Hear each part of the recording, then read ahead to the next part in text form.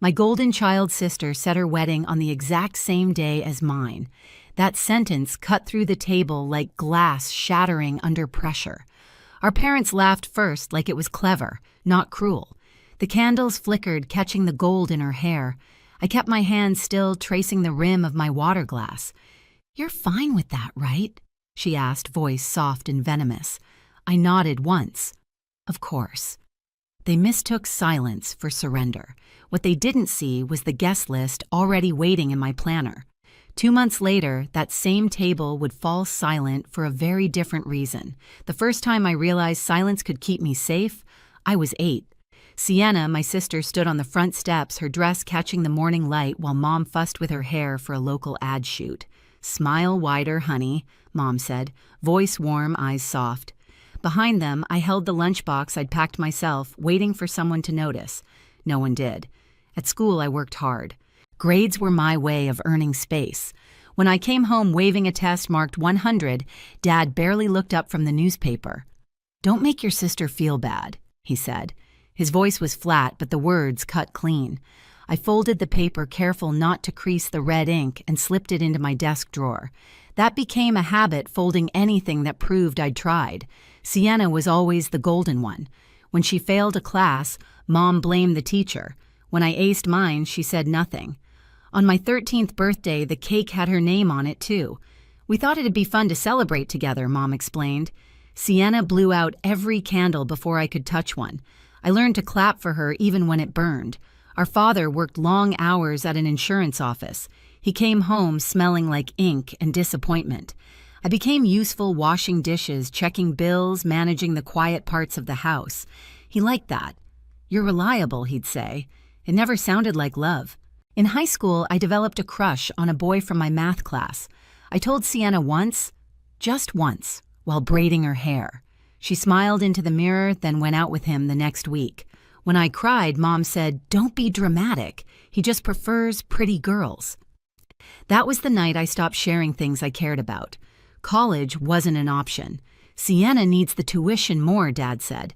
So I got a job right after graduation typing invoices in a gray cubicle. My old teacher, Mr. Ellis, helped me apply. "You're sharp, Bonnie," he said. "Don't let them make you small." I thanked him, but small felt safe. I moved out at 22 into a one-bedroom apartment downtown. It was quiet white walls, ticking clock shelves lined with color-coded files. I liked the order. I woke up early, made coffee, checked my planner. Every entry was written by hand. I didn't trust memory, it bends too easily. Sometimes Sienna called not to ask about me, but to brag. Her new car, her new dress, her new followers. Our parents adored her stories. "She's doing so well," Mom said once. "You could learn from her." I nodded as always. Silence kept the peace. But inside that quiet, something else grew a precision. I learned how to wait, how to listen, how to notice what everyone else missed. The folded papers of my childhood turned into the lists and receipts of my adulthood, proof stacked neatly in drawers. That was when I understood silence wasn't peace. It was preparation. The call came on a Tuesday night. Rain tapped against the window while I updated the guest list on my planner. The screen lit up Sienna. I almost didn't answer. "Hey," she said, her tone too bright.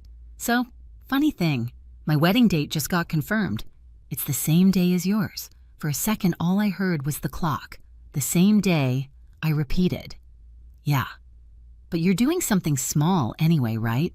Just family." She laughed lightly.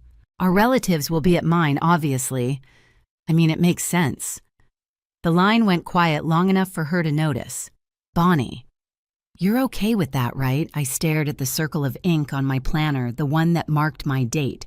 The pen was still in my hand, its tip pressed into the paper until the mark deepened, bled a little. "Yes," I said finally. "I'm okay with it." When the call ended, I sat in the dark for a long time. The only sound was the rain. My reflection in the window looked calm, almost detached, but my hand had gone cold. Later that night, Mom called. "Your sister's venue is much bigger," she said cheerfully. "Everyone will be there. You can do yours quiet, maybe after theirs ends." Dad chimed in from the background. "Be supportive, Bonnie. It's her big day." "Of course," I said again. The same 2 words. When the line cut, I flipped open my planner. 2 identical circles glowed under the desk lamp, hers and mine. I wrote one small note beside mine, confirmed. Do not move. They would call it coincidence. They would say I didn't mind. But I knew better. They'd spent years teaching me to stay small, stay silent, stay in the shadows. This time, I would stay right where I was, under the same light they thought belonged only to her. The morning after that call, I woke up before the alarm. The apartment was gray and still the kind of quiet that sounds like waiting. Steam from my coffee fogged the window, blurring the skyline of Chicago. I opened my planner and ran a finger over the word confirmed. The ink had dried smooth. At 8 sharp, I walked into the office. I'd been at that company 9 years long enough to know how to make things happen without being noticed. While the others chatted about their weekend plans, I opened the HR portal and began drafting an internal memo. Invitation to the Carter Reed wedding formal attendance requested. I didn't send it yet. I just saved it as a draft, my cursor blinking like a heartbeat. By noon, I had called the event coordinator. Yes, I said we'll keep the same date. She hesitated. Are you sure? The other family? I'm sure, I interrupted gently, but we'll need the grand ballroom instead. Of course, Ms. Reed. That night, I told Liam, my fiancé, about the call. He was quiet for a long time, then asked, You're really not changing it? No. He nodded, once his expression unreadable. Then we do it right. Proper guest list, proper lighting, proper sound. I smiled faintly. Proper silence. The following week unfolded like a montage no one saw. Click. The sound of my keyboard as I finalized the HR email. Swipe. The pen marking each confirmed RSVP from executives and department heads. Print. The stack of envelopes sealed with gold wax. Check. Payments cleared for the ballroom, catering, and live music. Every task felt exact. Deliberate, the rhythm steady and cold. Silence, I realized, was not absence. It was control. Mom called again midway through the week. Your sister's reception is going to be beautiful, she said. You'll come by to help set up, won't you? I looked at the file of invoices beside me. I'll be busy that day, I said. Busy? But it's her wedding, yes, I said softly. It is. She didn't notice the difference in my tone. She never did. At night, I'd spread everything on the dining table, the seating chart, the printed guest list, the timeline for the ceremony. Liam sat across from me, reviewing details. You're sure this isn't too much? He asked once. Not enough, I replied. He smiled slow and proud. Then let's make it perfect. We visited the venue together a week later. The grand ballroom stretched wide and luminous chandeliers scattering light like ice. It's elegant, I told the manager, but keep it understated. Yes, ma'am.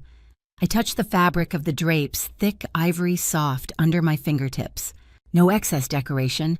I want people to hear the quiet. The staff looked puzzled. Liam didn't. He understood.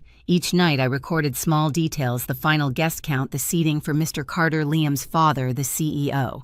I adjusted schedules, reserved parking for senior executives, arranged for live musicians from the company's charity gala list. Every name I added made Sienna's guest list thinner by default. She and her fiancé Noah had chosen the same venue complex, 2 halls, same floor. She thought it would humiliate me. When the final confirmation email arrived from HR attendance mandatory for all upper management, I read it twice, then archived it. One evening, I found an old box in my closet. Inside, among old papers, was the folded test I'd once hidden as a child. The red 100 still glared through the creases. I unfolded it carefully and laid it flat on the table. Next to it, I placed the current wedding schedule rows of printed names, sealed approvals receipts. Same shape, same order, different meaning. Liam walked in and paused. What's that A reminder? I said. He looked at the paper, then at me. You're calm, he said. I learned from the best. Your family, no, I said. They're mistakes. The night before the wedding, I barely slept. I ironed the dress, checked the planner one last time, and placed it by the window where the dawn light would hit first. The city outside was quiet, traffic muted. I watched the sun rise, its reflection turning the glass gold. At 7 a.m., my phone buzzed Mom again. Your sister's so nervous, she said. She keeps asking if you're jealous. I'm not, I said. Tell her not to worry. I won't get in her way. You're such a good girl. Mom sighed relief in her voice. I hung up before she could hear me whisper, not anymore. In the stillness that followed, I could almost hear the next day breathing, waiting. 2 weddings, 1 date, same address. They thought it would crush me. They didn't realize they'd just booked a front-row seat to their own silence. The air that morning felt heavier than usual, almost metallic, the kind of quiet that comes before a storm, calm but charged. I arrived early, the hem of my dress brushing against the marble floor of the hotel lobby. Staff hurried past with bouquets and trays of champagne, 2 signs at the entrance reading, Ballroom A, Reed Carter, Wedding. Ballroom, B. Sienna and Noah. Same day, same building, 2 versions of the truth. Our ceremony began at noon. Guests filed in, voices low, the air humming with polite laughter. I watched the rows fill Mr. Carter near the front, his colleagues, Liam's friends, my co-workers. The room glowed under crystal chandeliers. When the string quartet started playing, the sound vibrated through the floor like a heartbeat. Upstairs, a florist whispered to a passing waiter, "Didn't half the guests cancel on the other wedding?" The waiter nodded. Something about a company event. By the time the vows were spoken, the other hall was nearly empty. When I turned toward Liam and said, "I do," the applause was soft but full, a sound that felt earned. Through the tall windows, I caught a glimpse of Sienna in the courtyard below her gown, brilliant, her expression fractured. Noah beside her, pacing his phone pressed tight to his ear. Half an hour later, as our reception began, they entered. I noticed them before anyone else did. Mom, Dad, Sienna, and Noah all dressed for the wrong room. Their faces shifted when they saw the crowd, the executives, the press photographers, the Carter family gathered together like a constellation of power. Sienna blinked, trying to process. Why are all my guests here?" she whispered. Noah's voice cracked. "These are my company's clients. Why are they here?" Mr. Carter stood, then his presence quiet but absolute. "It's strange, isn't it?" he said. 2 weddings, 1 date. But only one of them is my son's. The microphone on the stage caught his words, sending them across the ballroom. A silence spread clean and absolute. Mom's smile faltered. Dad tried to recover. "We didn't know." Mr. Carter turned toward them, his tone mild. "You didn't have to. Some people only understand order when it stops including them." Sienna reached for Noah's arm. "Say something." He stepped back instead, his collar tight. "You told me this date would humiliate her." Sienna's voice shook. "You agreed." Their argument spilled into the quiet like static. Guests exchanged looks. Cameras flashed. I didn't move. I stood by the table, glass in hand, the same posture I'd held during the dinner where it all began. The reflection of the chandelier flickered on the surface of my drink. My planner sat on the table beside the guest book, closed clean. Mr. Carter spoke again, softer this time. "Let's keep this day for the people who earned it." At his signal, the staff guided the intruders out calmly, politely, the way you remove noise from a room meant for music. As the doors closed behind them, the quartet began a new piece, slow and measured. The tension melted into applause. I raised my glass, not high, just enough to see my own reflection tremble slightly in the wine. Liam touched my hand.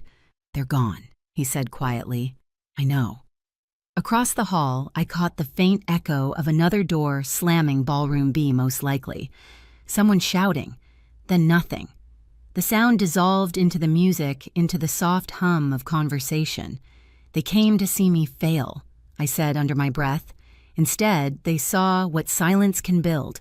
Liam smiled, small and steady, and destroy. We clinked glasses, once not for victory, but for balance restored. The rest of the evening unfolded in calm waves, no speeches, no drama, just the steady rhythm of forks against porcelain laughter that belonged in the right room this time. When it ended, I took one last look around the chandelier light, the guests, the polished floor, where my reflection stood clear and unbroken. The silence they left behind was perfect. The morning after the wedding, the city was washed clean. The skyline glowed pale gold through the window, the streets below damp and quiet. I stood in the kitchen, barefoot, stirring sugar into my coffee. The cup clicked softly against the counter, steady measured. Liam was still asleep. The sound of his breathing blended with the hum of the refrigerator. On the dining table lay my planner, closed now, its pages slightly warped from overuse. Beside it, our marriage certificate rested flat under the morning light. The seal caught a shimmer the same color as the ink I'd used to circle that date months ago. For years, I had folded proof of myself small enough to hide in drawers, grades, receipts, unspoken things. Yesterday, I finally unfolded them all. No confrontation, no raised voices. Just a quiet line drawn straight through everything that used to hurt. I thought of Sienna. Maybe she woke to silence, too. An empty inbox, an unanswered call, the sound of her own reflection cracking. Maybe our parents sat in their house still trying to understand the moment the room stopped clapping for them. I didn't feel joy imagining it, just distance. The kettle whistled softly. I turned it off before it grew loud. Liam entered, hair mussed, eyes half open. "Morning," he said. "Morning," I replied. He leaned against the counter. "You okay?" I nodded. Yes, finally. We didn't talk about the wedding. We didn't need to. It had already done what it needed to end something old, begin something quiet. When he left for work, the apartment settled into a calm rhythm again. I opened the window slightly. The air smelled like rain and bakery bread from the shop downstairs. Somewhere far off, a train moved through the city, its horn low and fading. I sat at the table, opened my planner one last time, and drew a clean line under the final entry, "Reed Carter Wedding Completed." Then I closed it and placed it beside the certificate. The light shifted across both papers, merging them into one soft reflection. Silence this time didn't mean absence. It meant ownership. In families like mine, power doesn't shout, it withdraws. And when it does, the room finally learns what silence sounds like. It isn't empty. It's earned. It's the sound of boundaries settling into place of peace, finding its own volume after years of being spoken over. If this story stayed with you, stay for the next one. Every silence hides a reckoning. Every reckoning starts with one quiet act of courage. Subscribe, keep listening, and let's uncover how calm can become the loudest justice of all. New stories each week where revenge speaks softly.